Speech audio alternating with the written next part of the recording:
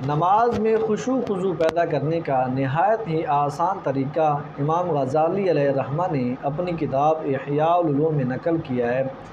آپ لکھتے ہیں کہ کسی نے حضرت حاتم اصم رحمۃ اللہ تعالی علیہ، یہ اللہ تعالیٰ کی بہت بڑے ولی ہیں، بہت بڑے بزرگ ہیں، ان کے بارے میں لکھا کہ کسی نے ان سے پوچھا کہ آپ کی نماز کیسی ہے، آپ کس طریقے سے اللہ تعالیٰ کی بندگی کرتے ہیں،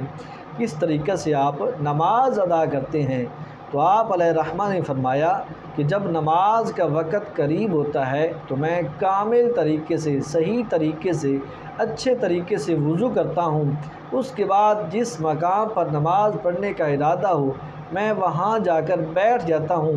اتنی دیر وہاں پر بیٹھتا ہوں کہ میرے اعضاء اکٹھے ہو جائیں،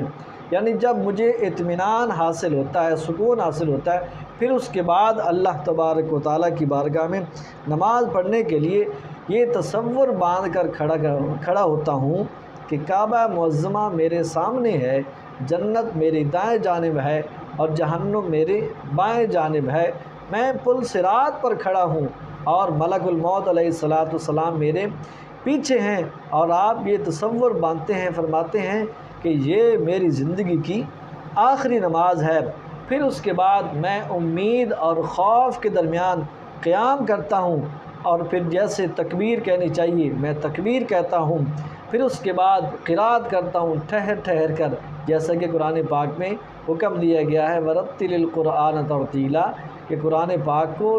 خوب ٹھہر ٹھہر کر پڑھو۔ فرماتے ہیں کہ میں پھر ٹھہر ٹھہر کر قرآن پاک کی قرات کرتا ہوں، پھر عاجزی کے ساتھ رکوع کرتا ہوں اور اللہ تبارک و تعالیٰ سے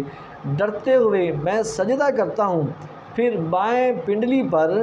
بیٹھ کر اپنا قدم بچھا دیتا ہوں، اور آگے فرماتے ہیں کہ اپنا دایاں قدم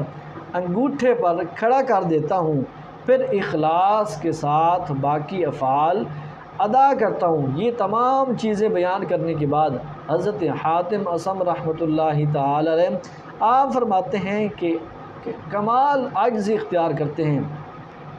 فرماتے ہیں کہ اب میں نہیں جانتا کہ میری نماز اللہ کی بارگاہ میں قبول ہوئی بھی ہے یا کہ نہیں۔ تو یہ ہے طریقہ کار نماز ادا کرنے کا۔ اگر کسی بندے کو نماز میں وسوسے آتے ہیں، وہ بندہ اس طریقے سے نماز پڑھنا شروع کر دے، انشاءاللہ اللہ کی بارگاہ میں امید ہے کہ ایسے بندے کہ جس کو وسوسے آتے ہیں یا نماز میں خشوع خضوع پیدا نہیں ہوتا، اگر اس طریقے سے آپ نماز پڑھیں گے، یہ پریکٹیکل کر کے دیکھ لیں، اس طریقے سے نماز ادا کریں، انشاءاللہ آپ کی نماز میں اس اللہ کے ولی کی برکت سے، ان کے طریقہ کار کی برکت سے کہ جس خشوع خضوع کے ساتھ وہ نماز ادا کرتے ہیں، اگر ہم بھی ایسا عمل کریں گے اور اس طریقے سے نماز ادا کریں گے اللہ تعالیٰ کی بارگاہ میں عاجزی کرتے ہوئے، تو انشاءاللہ ہماری نماز میں خشوع خضوع پیدا ہو جائے گا۔ اللہ تعالیٰ عمل کی توفیق عطا فرمائے۔